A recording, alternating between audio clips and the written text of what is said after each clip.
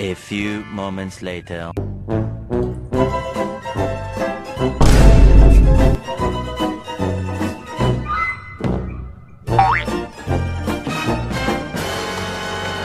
Hello, what's up mga kumari kong tigang. Nako, andyan pala kayo mga kumari kong tigang kasi tayo ngayon po ay andito naman po sa landingan ng gobyerno ng Pilipinas dito po sa Carayan ng Cantadia dito po sa UPLB at tayo po ay eto.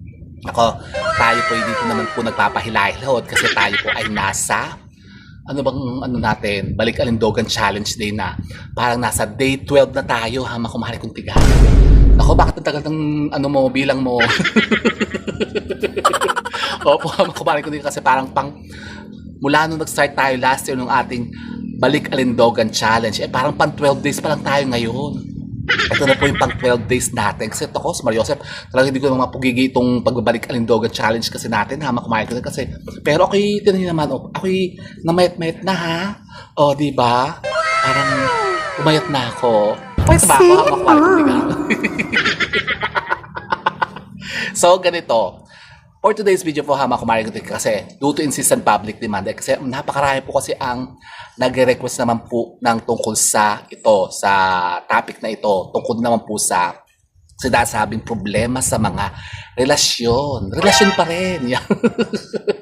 Naku, tapos ang Valentine's Day, tapos ang February, pero napakarami pa rin po ha mga kumari kong tigang ang nagre-request na tayo naman daw po ay mag-share pa ng iba't ibang mga gabay o ritualan na pwede natin gamitin nga tungkol sa mga problemang relasyon, yung mga problema sa kabit-kabit.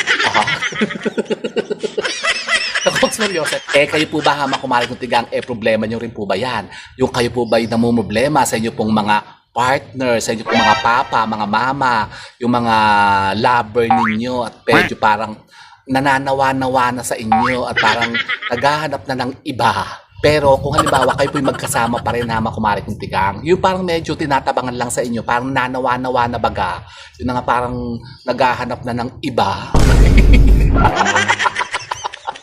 Ganito po ha mga kumari kong tigang. For today's video po ha mga kumari kong tigang, tuturuan ko kayo ng isang napakainam na rituala na pwede po nating mapanumbalik ang dating init ng kanyang pagmamahal sa inyo. Paano? Ganito po ha mga kumari kong tigang. Ito po isang lumang pamamaraan na pwede natin gamitin panglumay o pangakit o panggayuma dyan sa mga taong minamahal po ninyo. Pero kung yan po ay mga existing nyo ng mga partner, kung ba mga asawa nyo, mga jowa nyo na, at kayo po ay parang yung nagli-live-in na, nagsasama na kayo, magkasama na kayo sa bahay. Pero ano ba yung mga hindi pa nagli-live-in? Hindi pa kayo magkasama sa bahay, pwede bang gawin yan? Pwede naman po ha, makumari kong tigang. Basta't kailangan po ay magagawa nyo po itong i-share natin na ritualang ito. So, paano ba yan?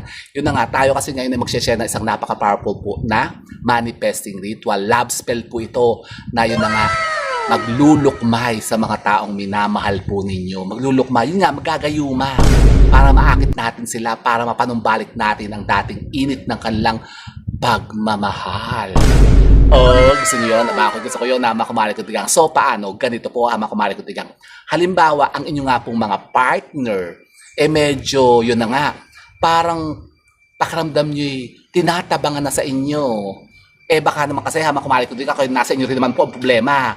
Baka naman kayo hindi na nag-aayos-ayos man lamang. Aba, magpa-parlor naman kayo. Magpa-spa.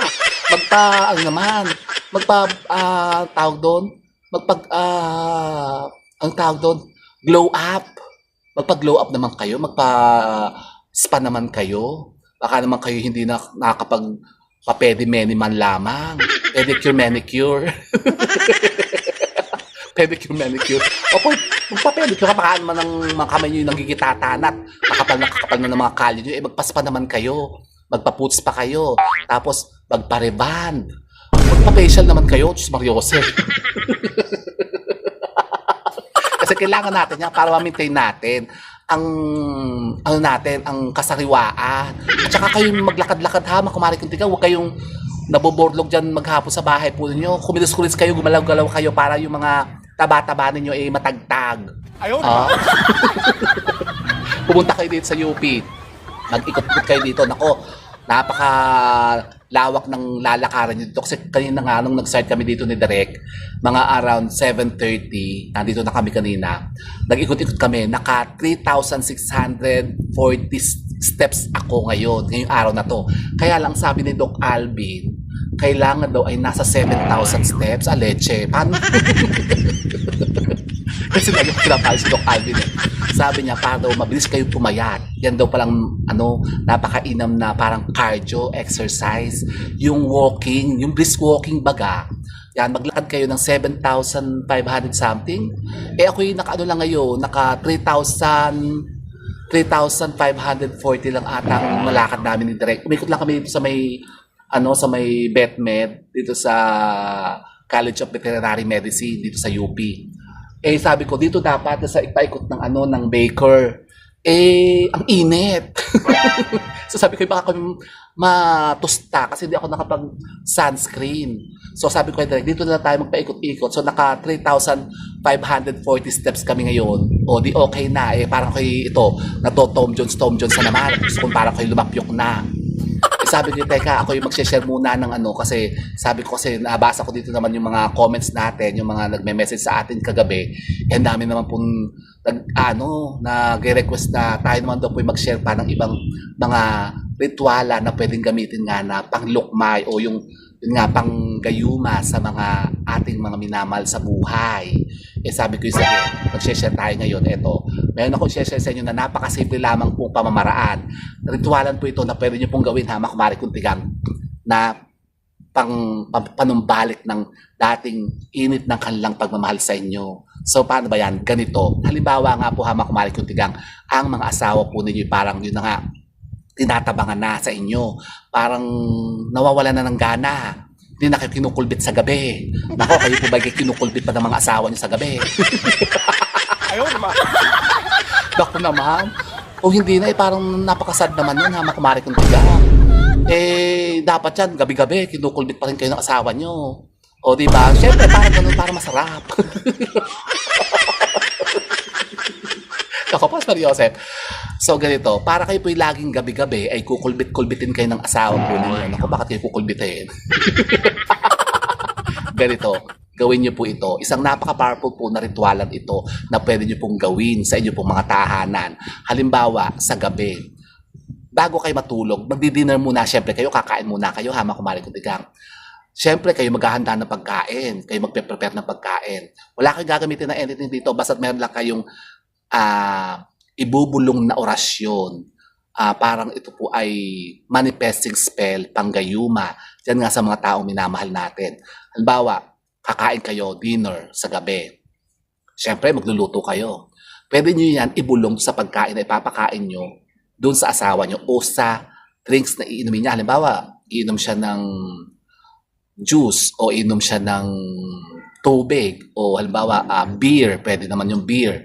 Pwede rin po ito sa coffee, yan, sa iced tea. Yan, ibubulong nyo po ito. Isang napaka-powerful po na manifesting spell. Ano po ito anong tawag doon? Obsession love spell. Talaga ba? Obsession love spell. Para ma-obsess ulit siya sa inyo. Para siya'y ganahan ulit. Ganon, ano yan? O, gusto niyo ba malaman? I-comment nyo po muna dyan. Obsession love spell. Comment nyo dyan ngayon Kumari Kuntigang at then ay i-share ko sa inyo. Ganito po ang gagawin po ninyo. Gagawin nyo po ito sa gabi bago kayo matulog. Ito po yung gagawin nyo kapag kayo kakain ng partner po ninyo. Siyempre maghahanda kayo ng pagkain.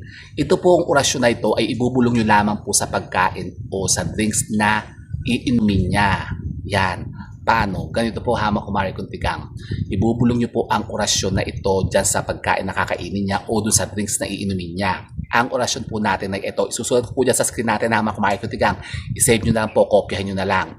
Kasi baka ito bigla na lang mawala Kumari Kuntigang. So ito po ang orasyon. Ito, Deus Deus Egus Sum Deus, Gabinet Deus Deus Sumatum, Tu Isut Pu.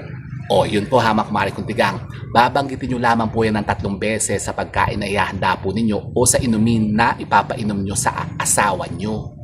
Yan, ulitin natin. Deus Deus Egus Sum Deus, Gabinet Deus Deus Sumatum, Tu Isut Pu. Yun po Kumari Kuntigang ang orasyon. 3 beses nyo po yan babanggitin, ibubulong nyo po yan dyan sa pagkain o sa drinks na iinumin ng mga asawa po ninyo. At makikita nyo, naku mamaya-maya, parang manginginit ang pakiramdam. Manginginit. Mag-iinit yan, parang manginibag yan, parang magkakaibang maramdaman yan. Kasi pag nag-manifest agad yan, talagang nako, baka yan mamaya maliligo na yan. Kilig ha, mga kumari ko tigang. So, ganun. Subukan nyo yan ha, mga kumari ko tigang. Isang napakainam yan. At isang simpleng ritualan na pwede nyo pong gawin. Yun nga, pang lukmay, pang pa-obsess ng inyo pong mga minamahal sa buhay. Pwede nyo pong gawin yan ha, mga kumari ko tigang. Kapag siya'y natutulog. Yun naman po, ibubulong nyo po dito sa tuktok niya. Pag tulog na siya, baka tulog na yung asawa nyo, di magkatabi kayo syempre. Di titignan nyo, baka gising pa, baka nagse-cellphone pa. Titignan nyo pag humihilik-hilik na, ibubulong nyo rin po yan. 3 beses rin po ibubulong yan. Nahina lang sa isip nyo lang, hindi naman baka ganun-ganun pa ka sa ulo nyo. Tapos biglang nagising. Tapos sabihin, ay, anong ginagawa mo? Anong binubulong-bulong sa ulo ko? Baka ganun din kayo ng asawa nyo. Okay, baka kayo masampiga pa. Sabi niyo, wala, nagdadasal lang ako. Pinagdadasal lang kita. Ganon. Ako. So, ganun po ha, makumarik na yan. Isa rin po yan na makumarik na ginagamit ng mga nanglulukmay doon sa mga, yung sa mga gusto nilang akitin. Yung mga naninigarilyo, kasi pwedeng gamitin niya sa mga naninigarilyo, yung ibubugan niyo yung usok ng sigarilyo. Halimbawa, yun nga, nasa sa public place, magagawa kasi yan, pwede magamit yan eh. Kaya huwag kayong lalapit sa mga naninigarilyo, baka kayo mabugahan sa batok nyo. Bubugahan kayo ganyan. Bubugahan kayo ganyan. Bawa kayo nasa public place, tapos may naninigarilyo sa tabi nyo, tapos bumubulong-bulong na pala yun sa batok. Sabi niyan, Deus, Deus, Ecusum Deus.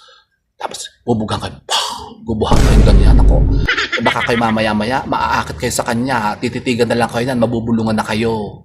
Kaya ingat kayo. Pero yan po kasi ginagawa lang po yan na makumarik. Tandaan po ninyo. With good intention. Hindi pwede yung gamitin sa kalokohan na makumarik ng tigang. Bawal po yun kasi may balik po yan kapag ginamit yun sa katarantaduhan, sa kawalang hiyaan. Baka kayo gusto nyo mag-take advantage sa ibang tao. Yan, bawal sa mga babae. Yun na sabi ko sa inyo, ingat kayo ha, makumarik ng tigang. Baka yung merong bububulong na lang bigla sa batok ninyo, nasa jeep kayo sa LRT, tapos kayo tutulog na ganyan. Yung pala binubulungan na kayo ng Deus na yan. Mag-ingat po kayo. Isa pa po, meron pa pong isang napaka-powerful din pong manifesting spell yan nga, yung panglukmay na ganyan, na binubulong din sa ulo kapag natutulog kayo o halimbawa kapag kayo po nasa kalagitnaan na ng bembangan. Merong gano'n na, makamaring ko. Halimbawa kayo po yung bembangan na. Para talagang ang asawa nyo, wala nang kawala sa inyo. Talagang, halimbawa, yung parang hindi na siya makakawala, hindi na kayo bibitawan. Meron din ibinubulong na isa pa. At yun ang susunod ko ituturo sa inyo. Yung ibinubulong na orasyon habang kayo ay nakikipagbengbangan sa mga jowa nyo, sa mga asawa nyo. Merong gano'n. Meron po ha, makumaring ko. At isa po yan sa pinakamalakas na orasyon na yan talagang gustong-gusto makuha, makumalit ito ng mga hamit-hamit dito ng mga at yan po talaga yung may mga nagbabayad pa, talagang gustong-gusto nilang bayar, binibili pa yan sa akin na makumalit ito yan. Gustong-gusto nilang malaman yung orasyon na yan, yun nga yung ibinubulong sa partner nyo kapag kayo habang nakikipagbengbangan, yung magkaano na kayo, yung nagtatalik. Meron parang ganun. Meron ganun, napakalakas nyo na makumarig. Kaya hindi ko talaga yan masyado i-sineshare yung basta-basta. Talagang ibinabayaran pa sa akin. At kung gusto nyo pong malaman yan na makumarig kung tigang yung orasyon na yan, napakalakas yan na orasyon ni Haring David. Yan po yung kayuman ni Haring David na pwedeng-pwede yung gamitin. Kaya lang po, gagamitin nyo lang po yan with good intention. Huwag yung gagamitin yan sa kasamaan. Kasi nga, may balik yan na makumari kung tigang. Tandaan nyo yan. Lahat po ng mga orasyon na ginagamit natin dito, gamitin natin yan with good intention. Para yung talagang mag-manifest at talagang gumana. Kasi baka yung mga gagamitin nyo nga lang po sa mga kawalanghiyaan, katarantaduhan, wag na hamak maring kasi baka kayo mapahamak lang kasi may balik po yan. Yung mga orasyon na ganyan. Tapos kailangan po kapag gagamit kayo ng mga orasyon na yan, yung mga salitang buhay na ganyan, dapat po kayo po talagang 100% na naniniwala dyan. Kasi baka kayo paputyo-putyo lang, kayo pa-tae-tae lang na gumawa ng ritualan o orasyon. Hindi rin talaga tatalab yan hamak maring kuntigang. Basta kailangan po, with good intention, kailangan i-affirm nyo talaga yung intention po ninyo at gawin nyo yan ng taos-puso sa loob po ninyo at kailangan talagang naniniwala po kayo. Yun po ang kailangan natin na sangkap para talagang ang ating mga ginagawang ritualan na yan ay tumalab. Yan, no? Sinabi ko na sa inyo sekreto ha. Sa atin lang yung may pagkakalat. So yun po hamak maring kuntigang. I-save nyo yan, isulat nyo na yan yung ating orasyon na i-share na yan. Ako kasi ako'y bihira lang mag-share ng mga ganyang orasyon. At kung gusto nyo pang makuha po yung isa pang napaka-powerful, talagang pinakamabisa at pinakamalakas na orasyon, yung pong orasyon ng Tres Marias, meron din po tayo niyan. Talagang yan yung napakaraming gusto makakuha niyan. At binibili yan sa atin, binabayaran yan. At kung gusto nyo na po makuha yan, i-PM nyo lamang po ako, hamak maring kuntigang, at ibibigay ko yan sa inyo. Isang napaka-powerful po na manifesting spell. Obsession love spell po yun sa mga taong minamahal po ninyo para mapanumbalik o maakit natin ang kanilang pagmamahal. Talaga ba? Opo, hamak maring kuntigang. So yun po hamak maring kuntigang. Sana po, sino ba yung mga ingin na yun? Ako, labasan na kasi mga estudyante. Bang oras na? Mag-aalas 6 na pala, hamak maring kuntigang. Teka, ako pupunta po na sa pupunta pa ako sa palengke kasi ako bibili ng saging na saba. So yun po hamak maring kuntigang, sana po may napulta na kayo mga bagong idea at kaalaman tungkol po sa ating topic na pinag-usapang ito. And so with that mga maring kuntigang, keep safe and God bless. Thank you for watching and don't forget to subscribe my channel. I know you like it. Bye mga maring kuntigang. Sige na mga maring kuntigang, ako'y pupunta pa sa palengke. Mamalengke muna ako. Nasaan na si Derek? Leche eh. Saan napunta si Derek?